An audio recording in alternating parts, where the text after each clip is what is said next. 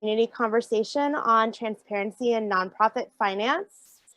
My name is Kristina Goetz, and I'm the acting director at Artist Trust. And thanks everyone for joining us on this beautiful evening on the precipice of a coming heat wave. We'd like to begin this evening by acknowledging that Artist Trust is an organization that serves artists across Washington State, and that means our work crosses many ancestral lands and borders. And we honor the first people of Washington State, past and present. We also recognize that our offices and the homes of many of us joining tonight are on the traditional land of the first people of Seattle, and we honor with gratitude the Duwamish tribe. This conversation in transparency in nonprofit finance, and specific to Artist Trust and our partner arts organization, came about based on feedback we received from our community last year. And it just became very clear to us that we'd been missing an opportunity to tell the story of how we fund our work with Washington State artists, and in general, increase transparency about how we finance our work, our financial processes, and our financial position. We're going to begin this evening's with a short presentation about Artist Trust finances, and then we're going to turn it over to our esteemed panelists and moderator. So if you could just go with us through about 15 to 20 minutes of digging into Artist Trust, you'll be rewarded with some beautiful, incredibly intelligent folks joining us here in the Zoom room. You can ask questions at any time in the chat, and we'll try to cover as many questions as we can after our Artist Trust presentation and also at the end of the panel conversation. Lydia will be keeping track of all those questions for us as the Artist Trust tech person. Please put an asterisk at the beginning of your question if you're a person of color, and we will prioritize your question. Next week, all the registrants will be emailed a form where you can anonymously share thoughts or feedback. And as well, a recording of this conversation will be available on our website. I'd also like to acknowledge that we do not have closed captions available today and apologize for that. And at this moment, I want to invite my fellow Artist Trust leaders to introduce themselves, and then we'll get started on our presentation. Like I said, I'm Kristina Goetz, and I'm the acting director of Artist Trust, and I'm turning it over to Gems and Subi. Thank you so much, Kristina. Hello, everyone. Thanks for joining us. My name is Gems. My pronouns are they, them, and I am the Finance and Operations Manager with Artist Trust. Hi, everyone. Thanks for joining us. My name is Subi Terhanian. I am a longtime Finance Committee volunteer and the 2020 and 2021 Board Treasurer.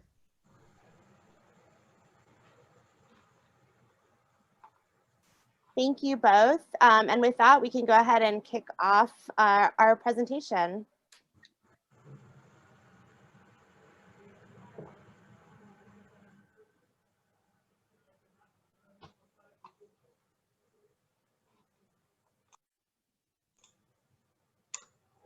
Lydia, if you could advance to the first slide, please. And I believe Subi is going to kick us off. Thank you, Gems. So we wanted to start off with a kind of brief background on us. Artist Trust is a 501c3 nonprofit organization. Despite the name, we are actually not a trust or a foundation, nor are we a government organization. We fundraise throughout the year in order to make our programming happen. Since our founding in 1986, we have invested over $15 million in working artists of all disciplines throughout Washington State. These funds have been distributed primarily through our grant-making programs. This year in 2021, we will invest in artists via grants, paid programming opportunities, commissions, and more. We currently have a full-time staff of 7 people, 3 of which are involved today. I want to give a big kudos to them. Our staff has been incredibly nimble over the past year, pivoting quickly to COVID-19 relief programs at the beginning of 2020.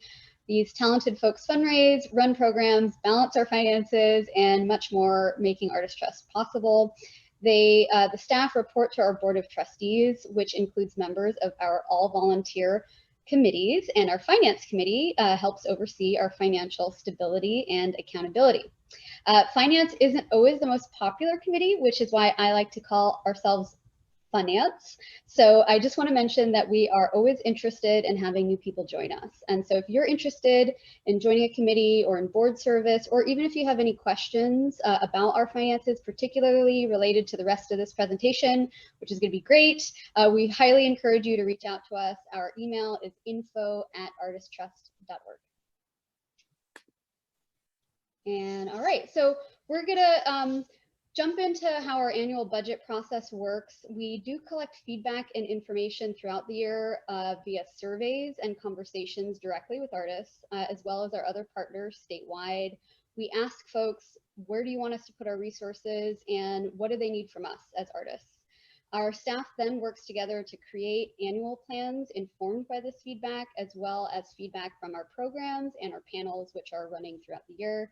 This is all then guided, the budget process is then guided by our strategic vision, which is also a committee, our mission, and our values. You can see on the PowerPoint a little bit more about how that timing works throughout the year. In August and October, that's when our committees and our staff work together to start creating our annual programs and our plans. And then September through November, folks like Kristina and Gems actually work to put numbers to those plans. Then Kristina, Gems, and in this case myself as the current treasurer, we work for hours to put multiple revisions on that budget to make sure it's in alignment with the feedback that we received throughout the year and that staff needs are met. After that, the budget then goes to the full board for approval in November. So I'm going to talk a little bit about how we finance our support for artists. And this slide really talks about a typical year at Artist Trust. And I think, as we all know, 2020 was anything but typical. So we'll get to that as well in a moment. But as a fundraising organization, everything we do at Artist Trust is powered by community support from our donor community. And typically, in a typical year, our budget is about just over $1 million. How that shakes out is that 70% of that is contributed by individual donors, either directly as a gift or through events like our annual benefit art auction, which was a popular event that we did in the pre-COVID era. And then about 20% is contributed by foundation, corporate, and government partners, including ArtsFund, who Michael Greer is here with us this evening as our moderator. And less than 5% is from returns on our endowment, which is at $2.7 million. Our endowment is a restricted endowment, so we're only allowed to take a disbursement of 3.5% on the total each year. And then that provides operating cash for us, as well as funding for a grant called Twining Humber that is an endowed grant program. And then about 3% of our revenue every year is earned income from workshop registrations and services that our staff provides to the community. Forgive me that this is a little bit small. Lydia is actually going to drop the link to this document in the chat so you all can get to it directly. Thanks, Lydia. But I wanted to bring attention, this really dives into our 2020 results as shown in our annual report. And what's important here are these two pie charts.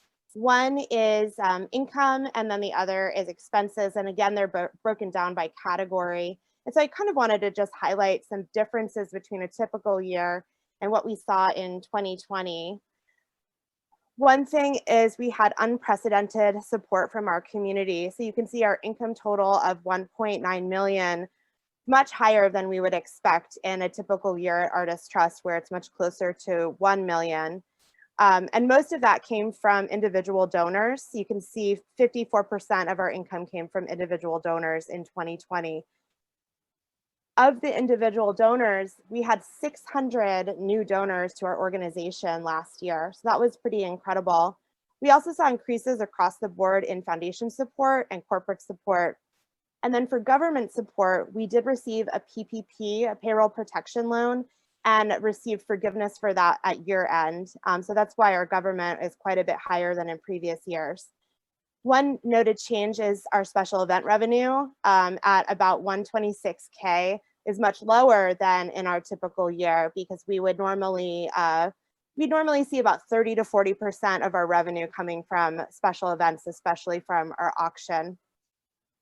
Wanted to also call out the 3.5% of this total 1.9 million that is represented of our investment income from our endowment.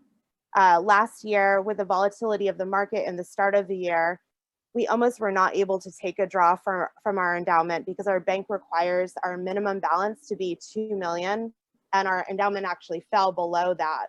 But the market rebounded and we were eventually able to take our full draw of 4.5%. And then finally, earned income was much lower than in previous years because we made all of our programs free in order to support artists in the pandemic, and our programs are still offered at no cost to the community. On the expense side, just a few things to highlight are about half of our expenses were paid out directly to artists in the form of grants. And then you can see our programming costs, including overhead for programming, as well as all of our professional development services. It's about 26% of our budget. And then we have fundraising and administration costs. I also wanted to call out, and we'll get a little bit more on this later, that you can really see that we had a budget surplus last year.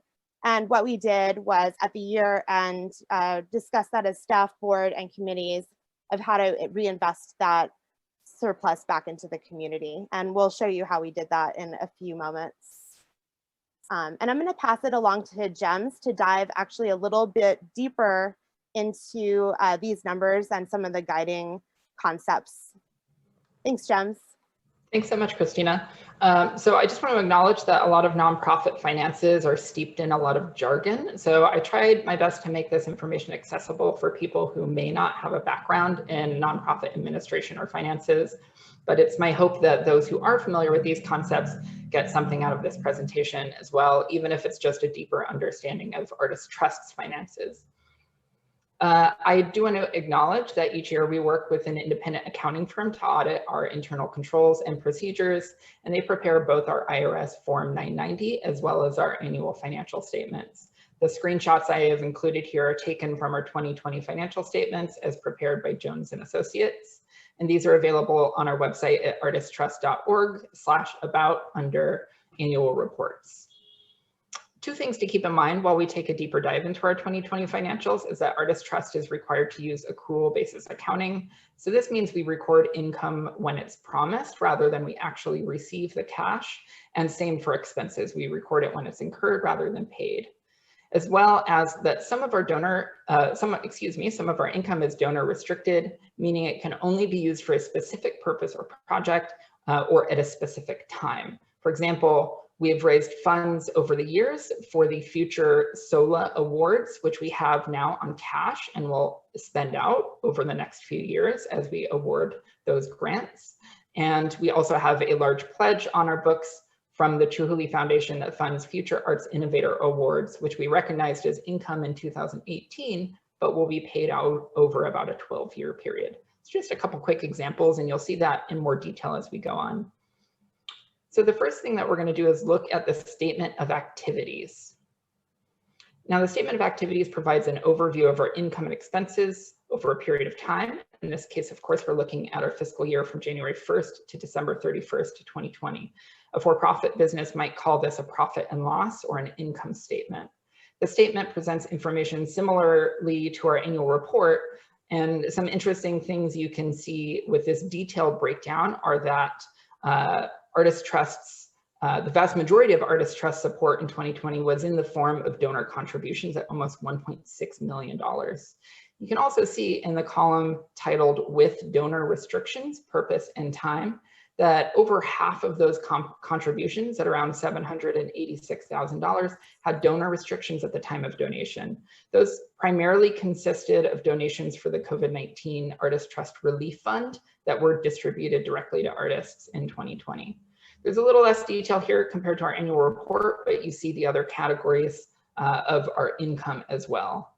Now, just below the line in the support and revenue section, you can see the net assets released from restrictions. This shows that both the accrual basis accounting and donor restrictions concepts in play. It represents both funds that were received in 2020 and those that were recognized as contributions in previous years that were either received as cash or released as we met the donor or time restrictions. So those funds became available to use for the purpose designated by the donor during 2020. So those receipts and releases of funds in combination with the new contributions and revenue received in 2020 helped to pay for Artist Trust's expenses and artist support. In the expenses section, you can see that our expenses, again, are presented here by category between program services and supporting services, similar to our annual report. One difference is that on this financial statement, you can see both the grant funds that reach artists and the true operational cost of running our grants programs, separated from the cost of running our professional development programs, referred to here as a Creative Career Center. One thing that I, as a finance manager, really like about looking at this statement of activities is that you can see very quickly the comparison between the categories of both income as well as expenses, as you get an idea of what type of income an organization is bringing in during the year, as well as what kind of expenses they have. Following that expenses section, you can see the total change in net assets before other gains. This is the net result of support and revenue minus expenses. As a nonprofit organization, this increase in net assets is shown on our statement of financial position and is held by the organization to fund future programs and operations. So it becomes an investment in the organization. The total change in net assets following, the other gains section, just very briefly, represents an increase in the value of our endowment thanks to the rebounding stock market last year. The total change in net assets following that other gains section, therefore, includes both the net increase in gains from support and revenue after expenses, as well as the investment gains made by our endowment. You can see that this totaled just over $687,000 at the end of 2020, and I'll now show how that is reflected on our statement of financial position. So if you can advance to the next slide, Lydia. The statement of financial position is a snapshot of Artist Trust at the end of 2020. It also shows how much Artist Trust owns, its assets, and how much it owes or its liabilities. This is also commonly called a balance sheet. The asset section shows a couple key areas: Artist Trust cash and cash investments, which consist of both restricted and unrestricted funds, board and operating reserves, and cash held for long-term purposes. Our pledges and grants receivable or contributions and grants to be recognized as income, not yet received as cash, reflects that accrual basis accounting concept. So you can see on how on paper it appears that Artist Trust has close to $1 million in assets that in actuality are funds that have not yet been received. As an organization over 30 years old, Artist Trust is in a solid financial position with respect to cash on hand and investments. We have about $5.5 million in assets, and this also is reflected in our liabilities. To that point, Artist Trust has very little liabilities or debts that carry over each year. The mortgage of our office space makes up the bulk of that debt. Lastly, the net assets simply represent assets minus liabilities and are reported broken down between net assets without donor restrictions and net assets with donor restrictions. You can see that a large portion of our net assets have donor restrictions that are perpetual in nature. This represents the purpose of our endowment accounts, which we can't access. And the largest portion of our net assets, at about $2.3 million, represents those funds with donor restrictions of purpose or time, including some of our cash and pledges and grants receivable. In particular, I want to call out that a little over $1 million of the net assets with donor restrictions, purpose, and time represents the returns or gains on our endowment that we spend that 4.5% of each year that Kristina mentioned. As I mentioned, when looking at the statement of activities, you can see that our net assets increased by approximately $687,000 from 2019 to 2020. And this growth includes cash and non-cash assets, some of which are donor restricted, including that $340,000 gain to our endowment due to the stock market growth, an inventory of about $183,000 that represents in-kind art donations held over due to the canceled 2020 benefit art auction, the pledge collection of several large multi-year gifts from previous years, and a strong fundraising year combined with decreased expenses in 2020. So I'm going to turn it over to Kristina, who can talk about what that gain in net assets allowed Artist Trust to do in 2020. Thank you so much, Gems and Subi. Really appreciate both of you for doing this with me. And thanks to all our panelists who are waiting in the wings. We did end 2020 with a surplus, and so we put that surplus into action. And I just wanted to summarize some of the things that we did. We used $105,000 to seed a new round of COVID-19 relief funding in early 2021. And we actually used that $105,000 to challenge our donor community to match us. And that allowed us to distribute a total of $201,000 out to 134 artists statewide back in April. Each artist received $1,500 in relief funding. We also took $155,000 to secure our funding for our 2021 core grant programs, GAP and Fellowship. In a typical year, we are fundraising for those programs as artists are applying for them. Some of the feedback we got last year was that we should not open an application until funding is fully secured. And so now we are working to fundraise a year ahead for our core grant programs. So when artists are applying for awards, they know 100% that funding is secured. And if they are awarded that funding, it's on its way to them.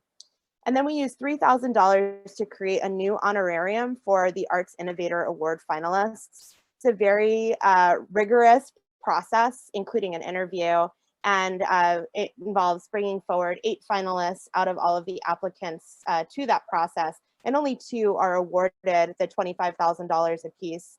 So this allowed us to give each other finalist a $500 honorarium to honor their time and the work that they did, and have them join in more of a community celebration. And we plan on continuing that in the years to come. And then our final slide, I just wanted to thank you all for learning more about Artist Trust. Because we're slightly over time, we're going to hold questions until the end.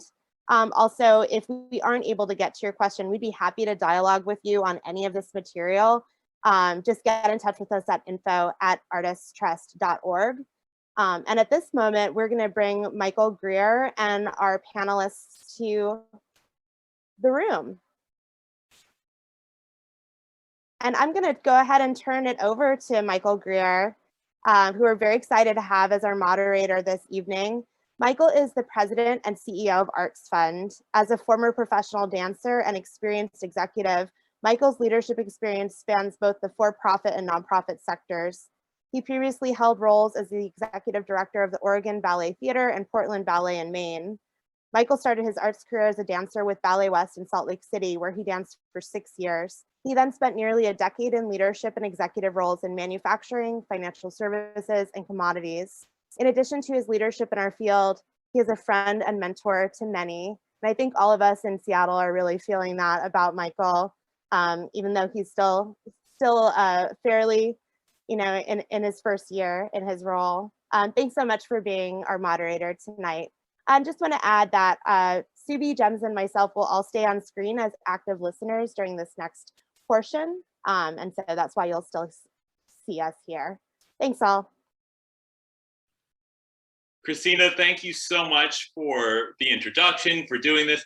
Michael Greer, I'm the president and CEO at ArtsFund. We've always looked at Artist Trust as a sister organization in this community, and I'm just really excited to be a part of this conversation today. When Kristina reached out, and I think I was only halfway through the first sentence, I was like, yes, let's do this. It's a really exciting topic. I really liked, what was it, Finance, I think it was, Subi, right? I'm going to start using that in places. But I wanted to talk a little bit about nonprofit finance and kind of what it means to me at a little bit of a higher level. I think if anyone here is familiar with for-profit finance, at the end of the day, really we're looking at return to shareholder equity. And that's what it's all about. Like, what are we producing for our shareholders? I think in terms of in terms of nonprofit finance, we still have shareholders, we call them stakeholders. And they're a much wider and broader and more diverse group in many circumstances. And those returns to those stakeholders are there's a lot of tangible, but there's also a lot of intangible returns. And one of the things that ArtsFund does is to try to help and quantify some of those intangible returns in a lot of different ways by analyzing what is the economic benefit of having an arts and culture community in terms of employment, in terms of their contributions as small businesses. We look at the long-term economic effects of having arts in schools or arts as a tool for community dialogue and civic engagement. So I think my point is that nonprofit finance is complex on two different levels. Gems just went through kind of the technical aspect of it, and there is the day-to-day, there's the budgeting, there's the bookkeeping, there's financial modeling and making sure that you have the projections necessary to run an arts practice. But I think it's also complex because, in my opinion, arts and culture and nonprofit finance tell a story. And the budgeting is a way to tie the story behind the mission, vision, values to how those dollars are actually getting spent on the ground. And that can be far more complicated of a translation. And it really leads me to the first question to my panel after everyone has the chance to introduce themselves. So with that, I'd like to turn it over just for a couple minutes and give everyone a second to introduce themselves. Martin, Vivian, Nina. I'll go first. Thanks, Michael. Gems, Kristina, Subi, Lydia on the ones and twos, keeping us going. Thanks for the invite. My name is Nina Yarbrough. I am a brown-skinned, plus-size Black woman. I am wearing pink headphones. I'm seated in my living room wearing a floral shirt with a gold spider necklace and a yellow head wrap. Behind me, you will find my bookshelf with many books I have not read, but we'll get to one day. I am the current business development manager for the Central District Forum for Arts and Ideas. I use she, her pronouns, and I'm coming to you from Seattle, Washington. And it's a pleasure to be here. So I'm going to pass it over to my homie, Vivian. Thanks, Nina, and thanks for the description. So I'm Vivian Hua, she, they pronouns, Executive Director of Northwest Film Forum, also writer, director myself. I am an Asian American person standing in front of a fake background that is the exterior of Northwest Film Forum, which has neon lights and is in the semi-dark. Thanks for being here. Passing it to Martin. Hey, what's up, everyone? First of all, thank you for having me. Let's see, my name is Martin Tran. I go by he, him pronouns. I am the program manager at Shunpike. A little bit about myself. I have a picture of my family over here. I have a dying plant over there. I'm not sure what it is. And if you hear a bunch of dogs going at it, it's because they're locked in the other room and they're getting bored. So thank you for having me. Thanks so much, everyone. And forgive me for skipping over my own visual description, but I'm a light-skinned Black male with a mustache sitting in front of my garden, which is incredibly backlit right now. So thank you all for your introductions, and thanks for your participation today. I wanted to start this conversation with the question that kind of just takes off from where we just left, and say, how do you think about making your budget and financial decisions tell the story of your organization? Like, how can people in the public or people that are looking at your finances, how can they see the mission, vision, values of your organization in your budget and your financial statement? And Nina, I'm going to go ahead and start with you on this one. Sure, thanks, Michael. We had such a great kind of check-in as we were like, I've never had such a fun conversation around nonprofit finance, which, like, me saying that, like, my younger self is cringing, but we all grow, and math is the universal language, so it's fine. I would say that when I think about CD Forum, my own experience, how I've been able to grow as a leader and talking to other nonprofit leaders, the lesson came to me from a colleague who runs the Myrna Loy in Montana. Her name is Chris Holmes, an amazing woman. And she said a statement to me that sticks with me till this day. And she said that budgets are moral documents. Right. And a lot of people don't think about that. When she said it, like it was like a light bulb went off in my head.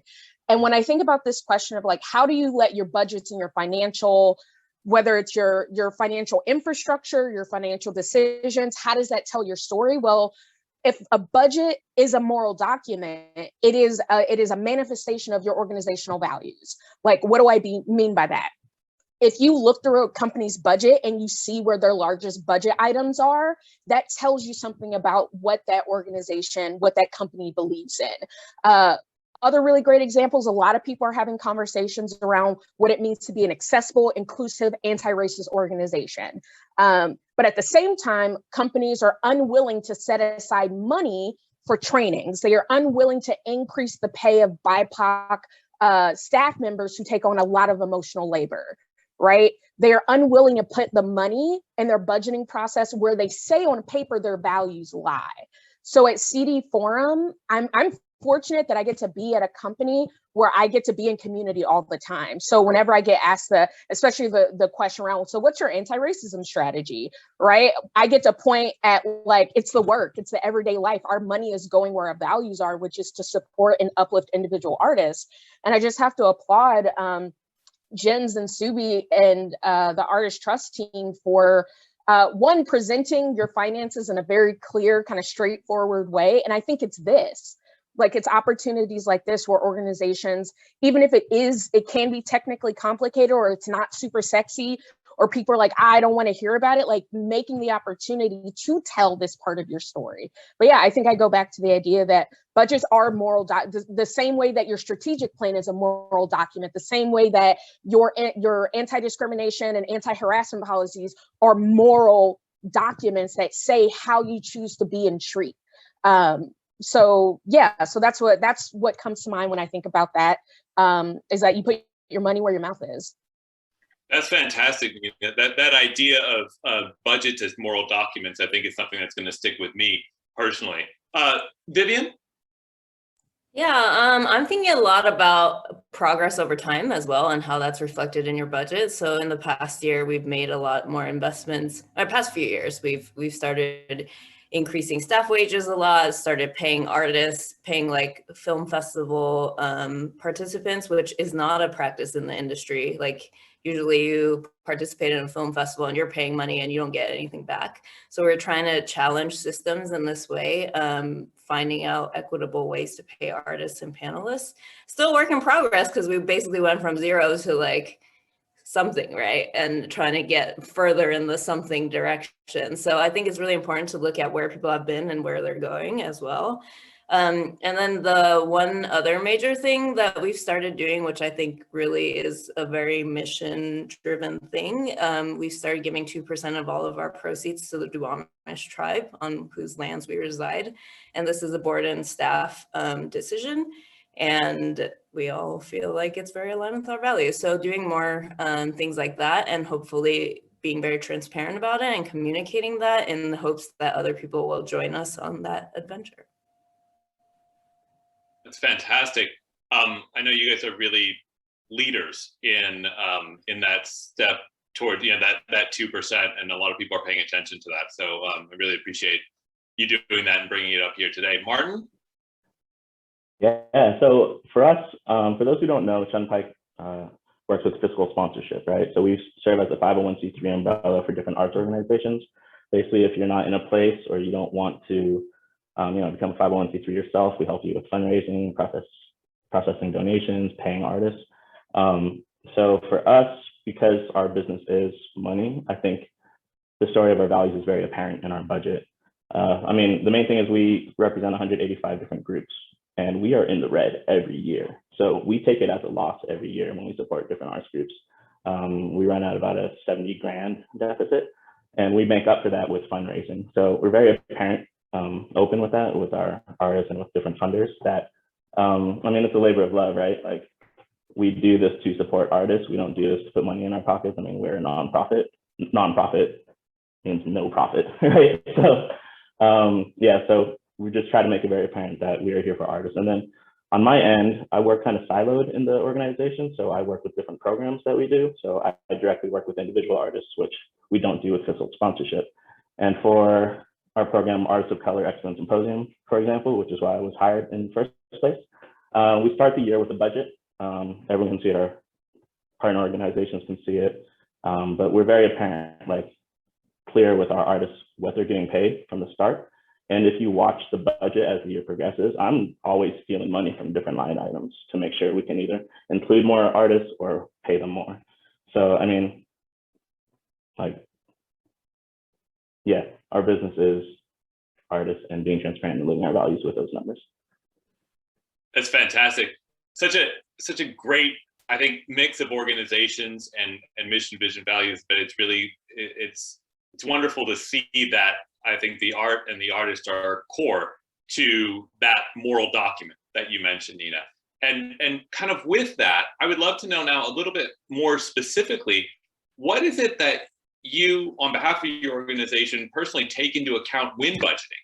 So, you know, what are the reflections that you try to put into these budgets, and what is it that really sticks out to you when you're going through that process? Martin, can I keep it with you? Yeah, I mean, there's like the regular nitty gritty, right? Like checking actuals from last year and then forecasting. Especially with last year, we all were struggling. Our arts groups usually bring in about 200,000 into our budget through like ticketing and merch and all that, and that was completely gone, right? So we had to find a way to meet that loss. Let me think. So yeah, we just I lost my train of thought. Yeah, so we just got to make sure that we balance, and then we always consider like how we can give the most to our different organizations. So the thing that we've been focused on lately is corporate partnerships. You know, I mean, there's corporate money out there. I know it's a little bit of a gray area for some people, but there are these people with money who want to give to the community, or they have the ability to give to the community. So we're going to take it as much as we can. We want to redistribute that wealth to our artists. And so, I mean, for us, like fundraising from each other is always morally weird for me, because we all broke, right? But like, we give each other money, we're always floating each other. But if there's organizations that have money, or not organizations, companies that have money, I say we take it and we make sure the artists who are being most impacted get that money. It's fantastic. You know, again, that theme of it's the art and the artist. Vivian?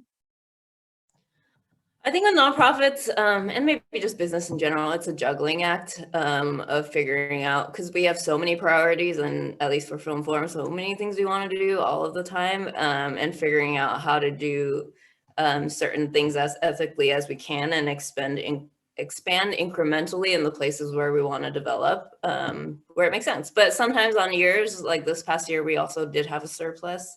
Thankfully, in Washington State, you know, relief funds were generous for us.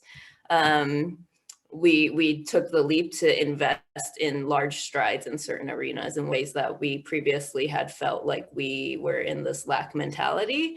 And I think that's really one of the biggest changes that has happened with us in the past year, just like embracing the fact that we are like a 26-year-old institution, and Film Forum has been sort of like scrappy from the start. So I think a lot of it is dismantling our own perspective of who we are and who we can be, and like essentially growing up and feeling like we are worth it and our community is worth it to make those investments, and to say that from a place of love and respect for artist communities, rather than like feeling like we can't make these investments because we're struggling for finances all the time, which obviously is a real struggle. But you know, in the moments where you have the ability to take those bold moves, we are doing it. I really love that you brought up the scarcity mentality and kind of how to fight against that, you know, particularly within budgeting. Nina, you touched on this a little bit at the beginning, but I'd love to turn this over to you. Sure. I think, like Vivian said, it's different for every organization. When I think about, so at CD Forum, I am basically the lead fundraiser, and I partner with our executive director. So CD Forum is a small shop. We have 2 full-time staff, myself, the executive director. Everybody else is either a part-time person or a contract worker. And I think, as we all experienced, the pandemic blew a lot of things out of the water, right? Things that principles that I thought that I could rely on as a fundraiser, because of what happened, because of the pandemic, because of the civil uprising, have been making me question a lot of things, right? I was very fortunate to really start to engage with community-centric fundraising and learning, like, you know, to what end are we raising money for, right? What does that mean? And reckoning with the fact that, like, I got my fundraising training and my thoughts around budgeting within the institution, like within white institutions, right? I got my start at the opera. I worked for a lot of theaters. And so what my concept of what budgeting is, how you put your money forward, all of those things come from those perspectives. And I would say that for me, one of the things that has been heavy on my heart and in my decision-making is the fact that CD Forum experienced a boom, right? We all, because of emotional philanthropy, white guilt dollars, which is what we call it. And I think a lot of BIPOC organizations experienced that during the pandemic, right? You had a surge of folks who realized that they wanted to support something that would mean something. They didn't know how they could help. And so they went into their wallets, right? But for organizations who receive that abundance, it's like, this is awesome. Is it renewable? Is it repeatable? So I would say the way that I budget, or I think about budgeting, has definitely evolved during the pandemic, because I think Martin said it best, like, best budget practice is that you want to look at what did you bring in last year? Can you, if you're doing conservative forecasting, like, can you conservatively bring in those dollar amounts and balancing that with expectations of the board, right? What are their expectations of what you're meant to bring in, and balancing that with the desires of your programming or your services team, right? What are they trying to do? And I will say one of the lessons that I learned at CD Forum from my executive and our curator, Danny Tyrell, is for us, like, how can we show our value to the people who are giving of themselves to us? Like, CD Forum, we are an art serving organization. We are presenting and producing. So for us, when it comes to budgeting, it's like, how can we get money in the hands of artists, but also how do we support and uplift each other? And sometimes that comes in non-monetary ways. So part of our budgeting practice sometimes looks like, when are we going to plan a company break? Like, we're taking time off in July. I have to plan for the fundraiser, so I probably won't get to take too much time off. But that's another thing that we consider, is like, what are the non-monetary ways? It may not show up, I guess, as a direct line item, right? You wouldn't necessarily see 2 weeks of the office closed showing up as a budget line item, but it definitely impacts your work, right? So those are lessons that have become very apparent to me when I think about budgeting. But from a technical practice, I think it's an art and a science, right? You just got to figure out what works. But CD Forum, we definitely are heavy with foundations and institutions, because our community is historically under-resourced. So we don't have a huge individual donor base, right? It's growing, and that is what makes healthy nonprofits, is a robust, healthy, wide donor base. But for us right now, our budgeting model is very much around family foundations, government, and institutional support, and hopefully building out that corporate support. So yeah.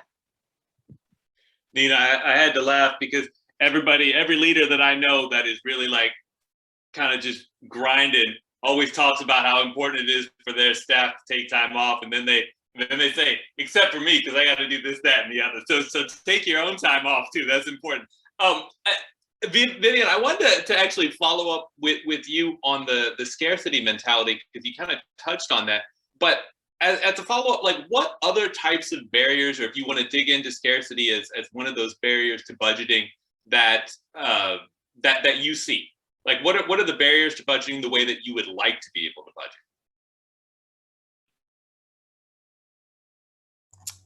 I mean, the reality is that even without trying to embrace this, trying to shed the scarcity mentality does not mean there's infinite money, unfortunately. It's still all in the mind and sometimes not in reality. So certainly that is a consideration. But I do want to say to Nina's point about what are the non-monetary benefits, that it has been a thing that has come up for us, both in terms of staff, like similarly with vacations, we have like 4 weeks out of the year on Christmas and summer that are breaks. And we also have an unlimited time off policy because we know that we all work hard and, you know, people got to play and create sometimes, especially as arts organizations. And we've also found that to be true with artist grants that we're giving out through the Collective Power Fund, we're a new grant making organization through the Andy Warhol Foundation for Visual Arts. And time and time again, when we were doing focus groups, people wanted not only just like, you know, the money in their pocket, which is great, but a lot of these emerging artists, they want opportunities. So right now we have a show at King Street Station with some of the grant recipients. We're doing headshots for them, video interviews, just things that will help build out their portfolio and their career in ways that they maybe haven't had the opportunity for, especially as like up and coming artists. So yeah, non-monetary benefits is also a big thing on our minds right now. That's fantastic. And, you know, I'm going to pivot a little bit. And Martin, do you want to talk at all about the non-monetary aspect of maybe long-term planning and whether it's in the budget or if it's represented, like how does that show up in the budget for you? Or, you know, what are those conversations like at Shunpike? Sure. Yeah, like what Nina and Vivian were saying, you always have to try to find benefits for your employees. I mean, one thing with scarcity and just the nature of this work, you want to avoid burnout, right? So for us, one thing is we're taking the last week of this month off. It's kind of, you know, with Juneteenth and July 4th, I believe, both dropping on weekends. We're just like, you know what, take a break, y'all. Like we've been working hard. It's been a tough year. So we're taking the week off. Again, we means I'm actually working that week, but I'm flexing it. I'm going to do a road trip late July instead. But yeah, like you have to find those moments to appreciate your staff, you know. You have to do retreats, you have to give them gifts. You just gotta take those, you know, all the chances you can to recharge and keep going. For us, I mean, yeah, back to the original question about like money, there is often a scarcity, but for Shunpike, we've been pretty lucky in a way this past year with grants that we've been awarded and corporate partnerships. But we always want to do more. You know, we always want to grow. We always want to be able to pay our staff better. We always want to be able to pay our artists better. But yeah, I mean, just take care of your people, and then your people will take care of everyone else. That's fantastic. You know, I find it really interesting that the question about what are the barriers and what are the considerations really led into this conversation about non-monetary, because that's something that I don't think a lot of us think about. And actually then how does that ultimately show up in the budget? Whether it's opportunity cost or whether there's, you know, other ways that those non-monetary benefits or lack thereof, right? Whether it's burnout and how that then turns up in terms of search and turnover and all of that. So I think it's a really fascinating concept and one that, you know, begs, I think, more research into like how do non-monetary benefits show up ultimately in your budget. I wanted to pivot a little bit and talk about accessibility and transparency, because when we were talking earlier, you know, I think we had a good conversation about how the ultimate stakeholders in our community, like we spend a lot of time making sure that they understand what our programming, what our mission, what our vision, and our values are about. And you know, they're really having a lot of frontline interaction with that programming. But I really commend Artist Trust and GEMS for walking us through the financials. That's something you rarely see, that level of direct interaction with the budgeting and the financial side of the organization, which is really underpinning all of this programming.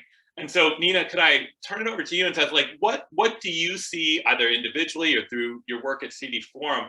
Like, how can we make the financial side of this, or how do you see making the financial side of this more accessible and transparent to the end stakeholders of this process?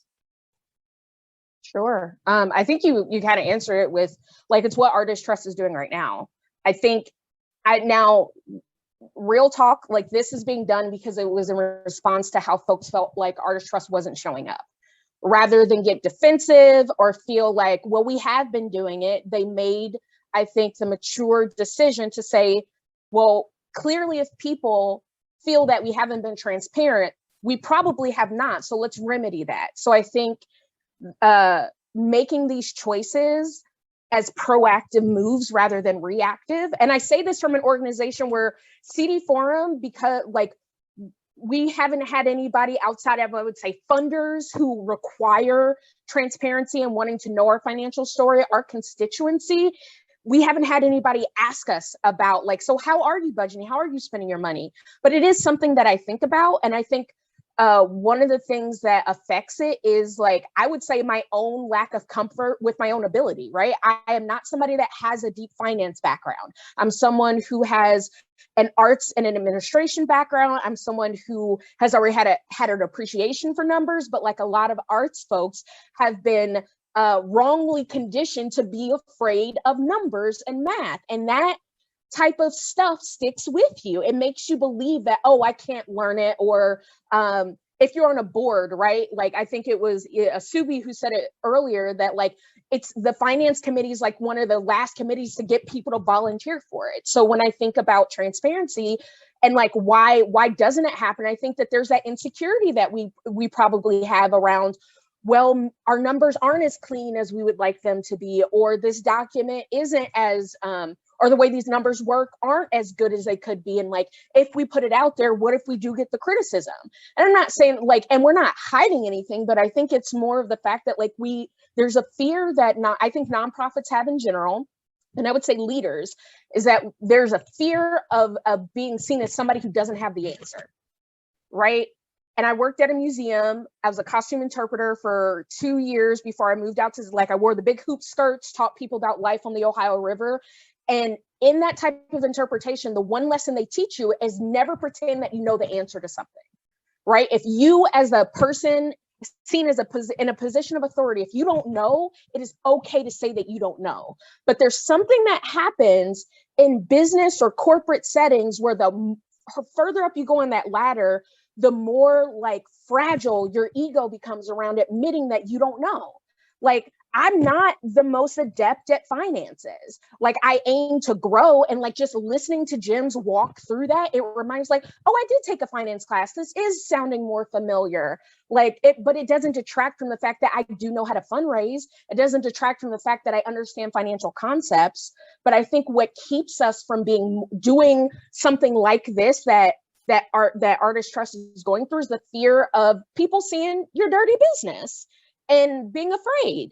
And I think what this is inspiring me to do is to see, going back to CD Forum, like, what could we do to be more transparent? Like, where are we not investing when it comes to shoring up our financial systems, right? And so that, when I think about that issue of transparency and like what keeps people from doing it, I think it's fear, right? It's fear of being called out. It's fear of being seen like, oh, as a leader, you don't know. Like, if you don't have a degree in finance, I'm not going to expect you to understand like how dividends are checked. Like, I just learned that word a couple years ago, for goodness sake.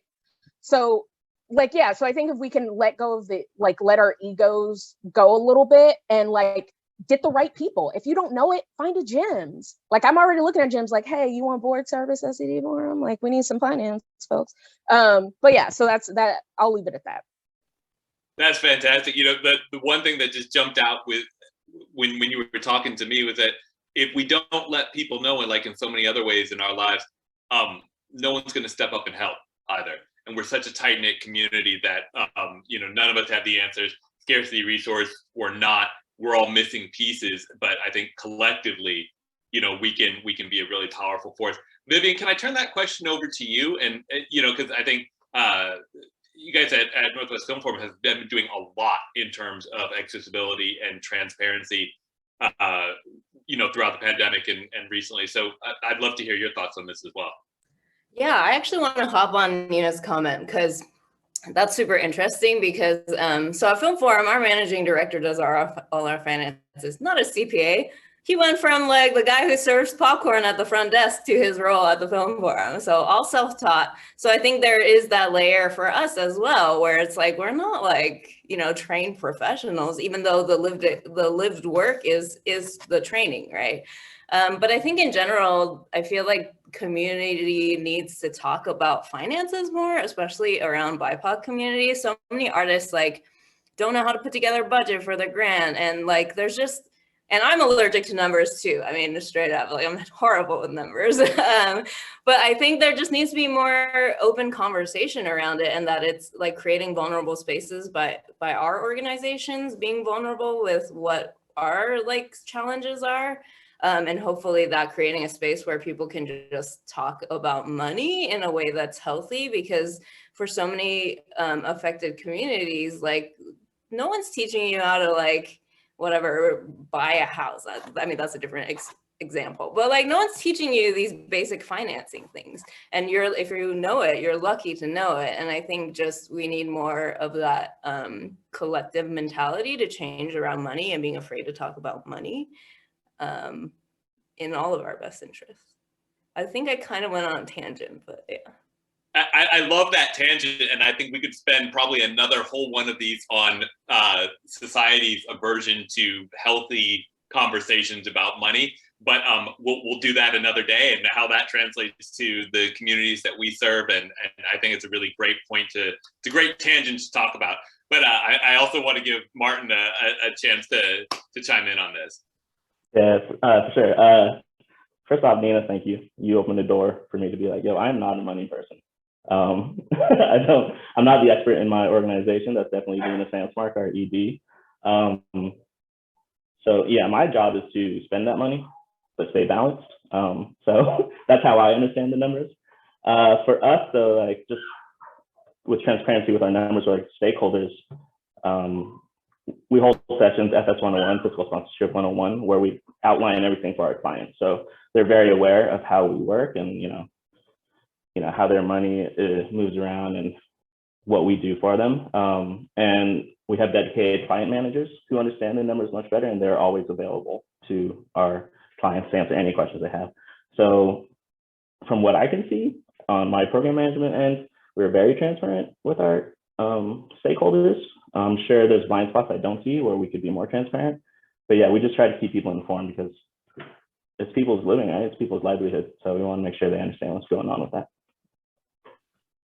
Great point. And you know, the translation of how we are, you know, how are we spending these resources and the impact that it has on individuals and their lives and their livelihoods. That's one thing that we've been talking about a lot throughout the pandemic, is that you know, mission, vision, value is important, and it's drives a lot, but there are individuals who are paying their rents and feeding their families and putting food on the table based off of the decisions that we've been making over the past 12 to 16 months. And I think that's just really important to keep in the forefront. So thanks for bringing that up.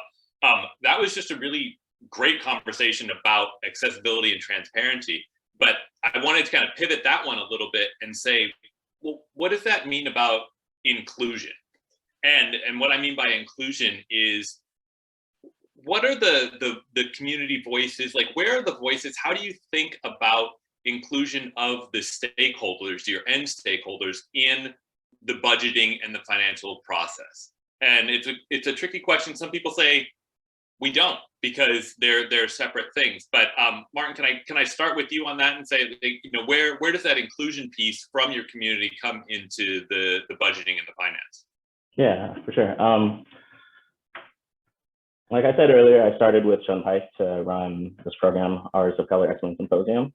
So I inherited a lot of what was going on. I came in the second year it was going on, right? So there was already a budget in place for me. So as I was working through it, and you spend the whole time communicating with artists, right? Like, you drop off your art here, or you're performing at this hour at this venue. Some things became very apparent. I wasn't as transparent with money as I could be at first. So once I got that feedback, you know, I let everyone know with every email, with everything, how much they were getting paid, you know, and why. And also, as the process continues, we have artist talks. That's part of the program, right? So we always have a visual gallery so artists can show their work, and they get paid a nominal fee for displaying that art. But then we offer a space during the program portion of the event where they can just talk about their art. They can talk about their practice. They can talk about what they did on Sunday. They can talk about that specific painting. They can talk about what they're working on. And that didn't have a budget line item. So didn't mean to, but that meant some people weren't being compensated for their work. So as we move forward with the next ACEs, I'm going to make sure any visual artist who chooses to be part of the Artist Talks also gets a stipend for that portion. And that's directly from conversations with artists and realizing that that was a misstep on our part. That's a great example of kind of that feedback loop and making sure that the next iteration is then part of the budgeting process in the future. Vivian? Yeah, for sure. Just straight up talking to artists in the community that we're serving. I mean, I don't think that applies to everything, but in terms of designing a new program, like with our grant making program, we did a lot of focus groups, which are so fun. And now we want to do them for everything. But doing focus groups also requires an investment in the focus group participants and paying them. So it's like a whole thing. So you want to do it right. You got to get your budget right. You got to invest budget to get your budget right. And I think that's kind of really important to take that time and hear what people have to say, so that you know that people are like, I need to get paid for being a juror. I need to get paid for all this free labor. Especially nowadays, I think it's really, I mean, if you're not already doing it and maybe you need it to be like double checked, I think everyone knows that we should pay participants nowadays because there's been so much flack given to organizations who don't do that for a good reason. But I think just continuing to have conversations with people as the conversation evolves to figure out if where you're at is actually the right assumption, I guess. Sorry, I had trouble finding my mute button. Nina? I would say, to your point, like when I think about how City Forum does our budgeting and making financial decisions, there's a good chunk of it where there is not direct stakeholder inclusion. And in this, I'm thinking of our artists as stakeholders. I'm thinking of audience members as stakeholders, because I think of the organizations, City Forum's the most like, you know, we create original work and present and produce that, or we co-produce with other artists' work. So there isn't a direct, like, having feedback sessions around, like, where do you think City Forum should put its money? That doesn't necessarily happen. However, where I think City Forum has been able to create a feedback loop and provide some inclusion is that I think about the fact that we have artists who work for the team that are able to help us be cognizant of how we are engaging and interacting. I think of Danny Tyrell, who's our season curator. I think of Marianne Osborne, who's our program manager. Sharon Nyree Williams, our executive director. Like, being able to be, because we are practicing artists, like, I'll throw myself in that, you know, that pool too of being a practicing artist, is that we are able to stay in touch, but we were fortunate also to go through a stakeholder engagement process through Springboard that 501 Commons does. And we actually went through a formal development of being able to reach out and engage with our general, like with our supporters. And I think creating those mechanisms for feedback will ultimately influence where and how you spend money, right? I mean, it's basic programming. If you're doing a bunch of like black box mime shows that nobody shows up for and nobody cares about, but you keep throwing money behind it, and all of your feedback tells you, we want to see the dance shows you guys used to do. If you don't adjust, then you're not listening to your community. Not that City Forum has ever done mime or that we have anything against mime. Mimes are great. Not my dish. But yeah, I think for us, that's been a really informative process, is actually going through like developing a survey, figuring out who our stakeholders are, and then trying to develop ways to engage. Like after each performance prior to COVID, we would have post artists, like basically like lunch and learns, where we were able to get their feedback, hear from them. How was the experience? Like, so we were able to get general feedback, and that ultimately fed into where do we want to place our money, right? How do we want to actually create space for people? And I think for our organization, and this is probably true of, I think of a lot of, you know, performing arts institutes where they center artists, is that those artists are going to dictate like how you maybe not directly, maybe not sitting on some sort of panel, but in conversation with them, hearing what their needs are. Like, that is how we've been able to try and make sure we add money to, like, our artist fees have increased over the years, right? Because they're not because we didn't want to pay them more, but it was like we were putting money in other places, but because we've been able to get more funding in, rather than have that money go to a technical element, we have opted to try and increase artist fees. And so now the question is, how do we sustain that? Right? Like, how do we make that happen? So that's how it's been for us, and just trying to figure out what does stakeholder engagement, and by that, like, loops of feedback look like in a post-COVID world, especially as people are figuring out, do I come to an in-person event? Am I just doing virtual? Like, trying to figure out what has people's experience been like for you. But yeah, that's kind of how we've been handling it. I really like the connection, or maybe the lack thereof, between a lot of the audience and programmatic and artist feedback, and then resource allocation. Like, I think some organizations do that well, and some organizations don't. You know, you get the feedback, and then it's not really reflected in further iterations of budgeting. And so that's a really great point to kind of bring up, is that you've got to make that connection between the feedback and resource allocation in the future.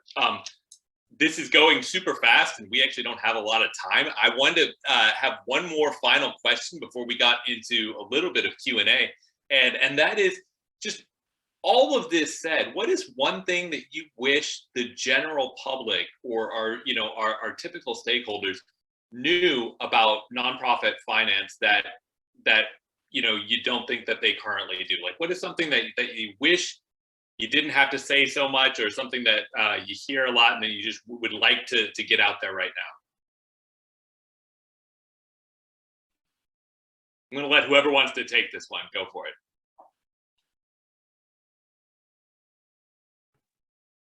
I'll take this one.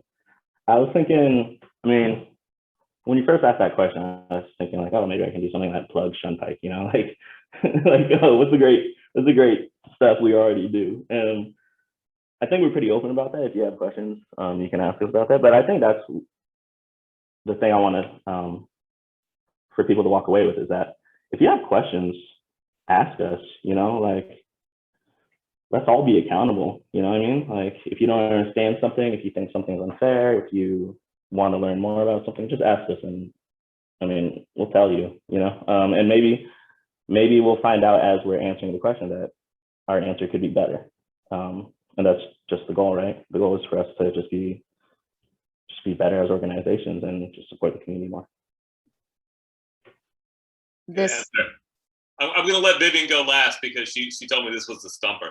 So Nina. It is, and I would say that it's all interconnected, right? Our financial systems within the nonprofit sector cannot be uncoupled from our programmatic systems, cannot be uncoupled from our leadership systems, and that all operates within a broken system. The American nonprofit structure is broken by its very nature. Like, philanthropy in this country is broken. And there's a whole vein of study you can go down. And when I say broken, I mean that it is designed and set up for rich and wealthy white people to feel good about themselves and to perpetuate wealth disparity. And I know that can be very hard for people to hear, but that is the truth historically. Like, there are entire TED Talks you can watch about it. If you just research the development of arts and cultural institutions, like, I'll stick it to fine arts, right? If you research the development and the history of how fine arts, I'm talking opera, ballet, most of the American theater systems, they generated from the pockets of white, wealthy people, right? And so we have inherited those systems. And so as our sector, the nonprofit arts and culture sector, has become more representative of the people of the global majority, as my friend Russell Brooks with Red Eagle Soaring said, people of culture, right? Like, we are trying to contend with the system that was not designed for us to succeed. And so a lot of the issues that we are working to dismantle and disrupt that would create more transparency, that would create more open conversation, is counterintuitive to the system. And so I think the more we can get the public to understand what we're working with, the more the conversations, I think, can be more generative and iterative and more dynamic around how do we resource organizations that are doing work in this country because our government systems are failing. Like, nonprofits literally exist where government services stop. We don't have broad support of arts and culture in this country the way that other countries have. And I think remembering that, I know that's a very broad, like, it's like a very kind of like, how in the world does that play into this? But really understanding, like, what system are we working in and what are we pushing against in order to create a more just and liberated world? And as we said, finances are a part of liberation. Vivian said it beautifully. Our relationship to money is a part of liberation.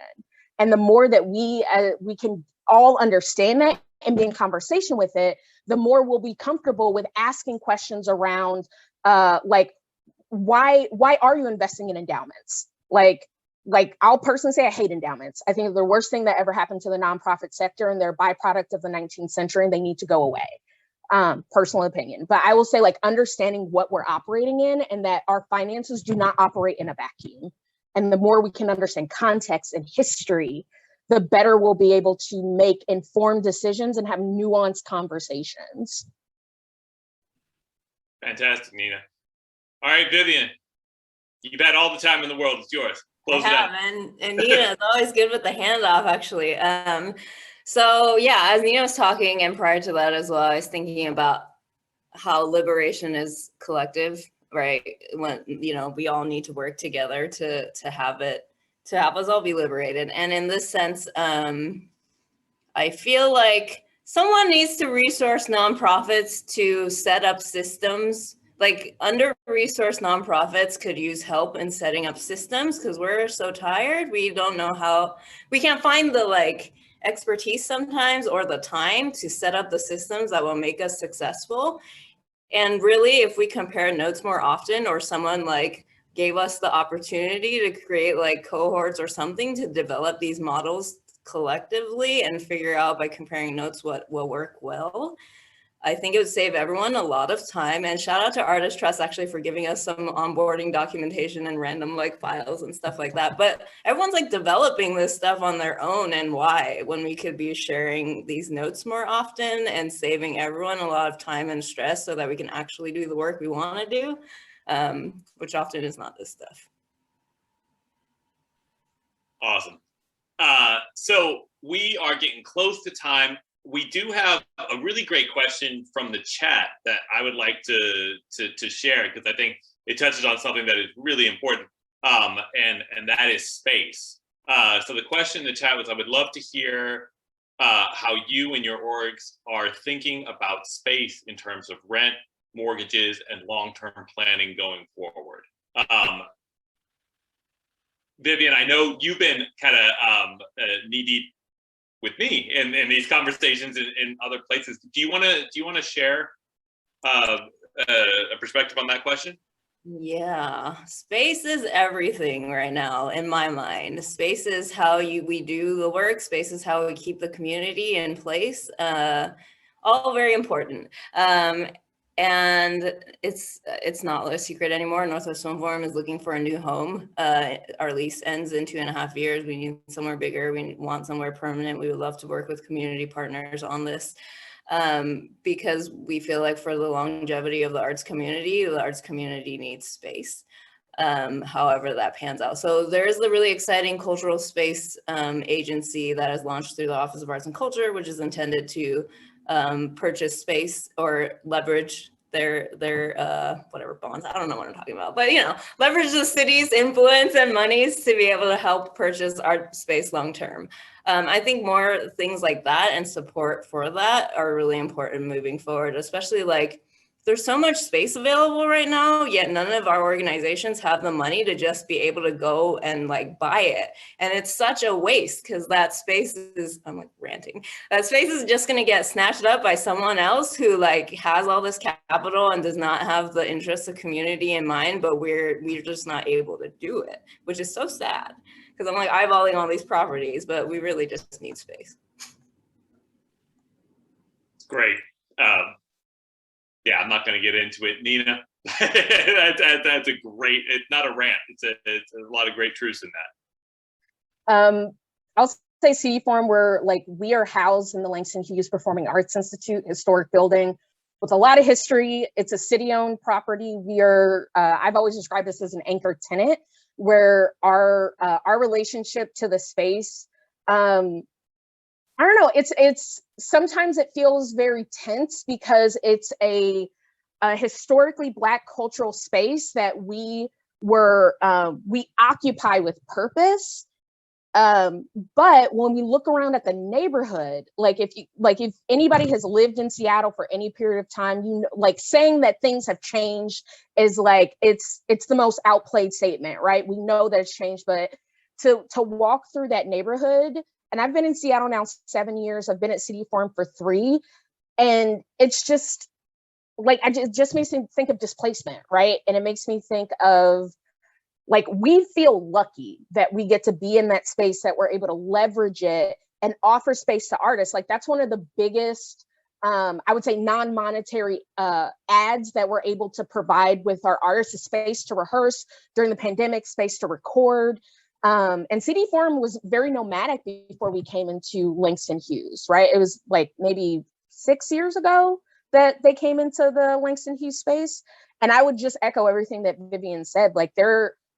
Something has been not right for a really long time with the real estate market. We all know that. And I don't think you misspoke, Vivian, when you talked earlier about the house buying. It's all connected. And so when I think CD Forum, we're fortunate that we don't have any of those large liabilities related to rent or mortgage. It's what's helped keep us nimble. But when I think about a lot of our long-term big dreams, it involves having much more control of our space. And it involves us being able to make true capital investments. And so it makes me think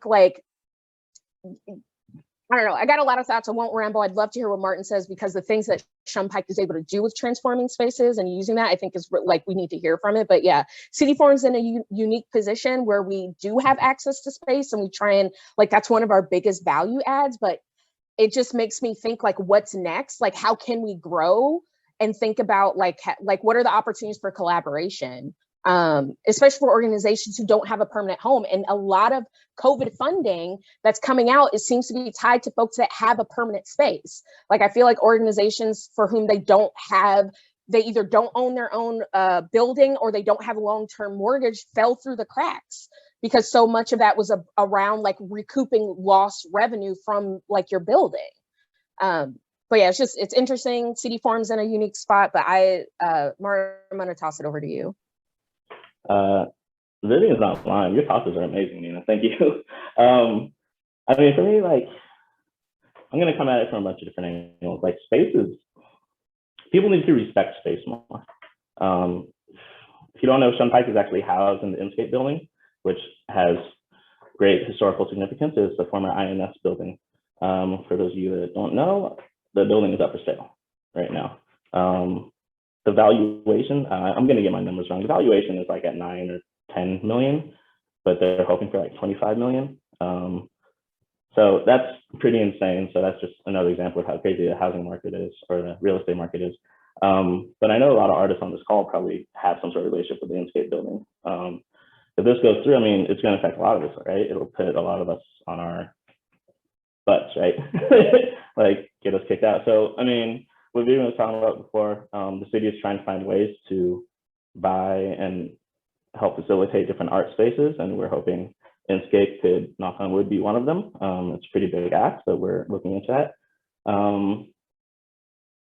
For me, so I work on the storefronts program at Shunpike. That started in 2008 when the recession hit, right? And there were just empty storefronts all across the city. And what we did was we placed different arts organizations into spaces with the hope to someday take over the lease. And we have some really good success stories. Unfortunately, COVID kind of knocked some of those out, but the Massive Monkeys Beacon studio that came from that program, but they unfortunately had to close this past year. I forget the name. There's a woman who designed scarves and she had a storefront forever. She recently closed, luckily not because of the pandemic, but because she moved to Tacoma. But even that has its own issues, right? Like why are we moving, why are Seattleites moving to Tacoma? Because it's more affordable.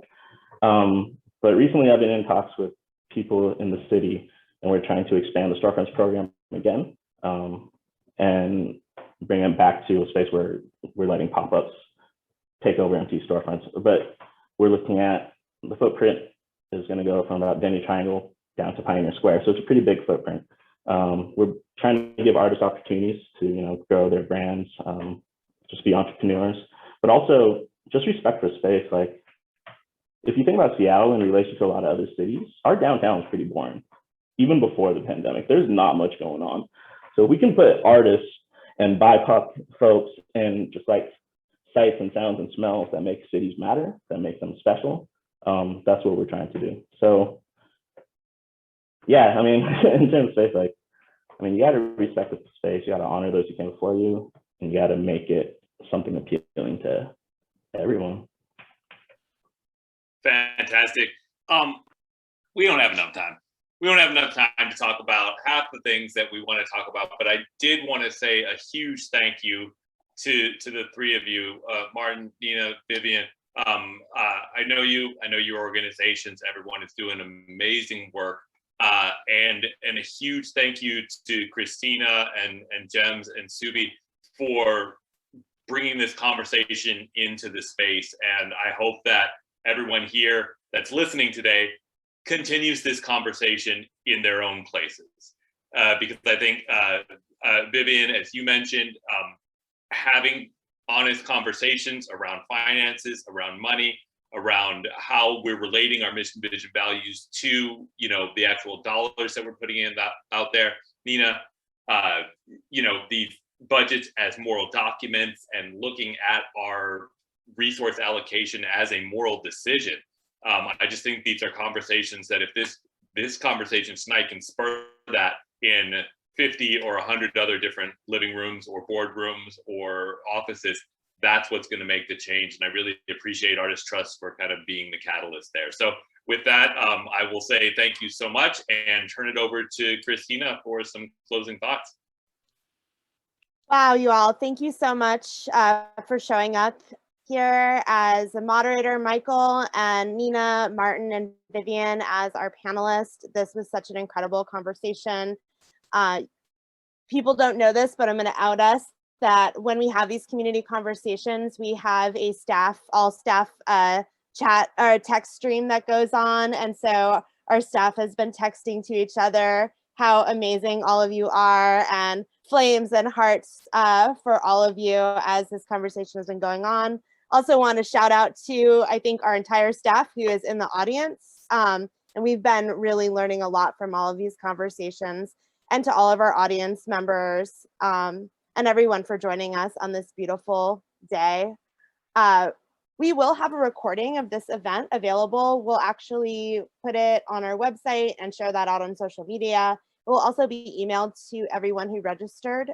So folks, look for that along with a feedback form. And again, we look forward to continuing these kinds of conversations. If you have ideas for future community conversations, please shoot us an email at info@artisttrust.org. And again, Michael, Nina, Martin, and Vivian, thank you so much for joining us. Also, one final shout out, I want to really thank Subi, who is our outgoing treasurer at Artist Trust. She's also the CEO of a small business called Uncle Harry's Natural Products. Just want to give her a big thank you from all of us for her years of service to our organization, and especially during such a tumultuous time for our artist community and our organization. Thank you so much, Subi. This is her parting program with us, so want to just give her a little round of applause. We got to come off mute to applause. She can't hear us. What y'all doing? Uncle Harry's Products, thank you. just want to shout out real fast that this piece of art right here came from the Inscape building, and I am just like, I can't even imagine it not being there. Like, my nephew did a program with Urban Artworks, and I just really, really hope, you know, it works out. That's, yeah. Yeah, well, thank you all. Enjoy your evenings, and hope to see you all again soon. Thanks so much, everyone. Thank you, everybody.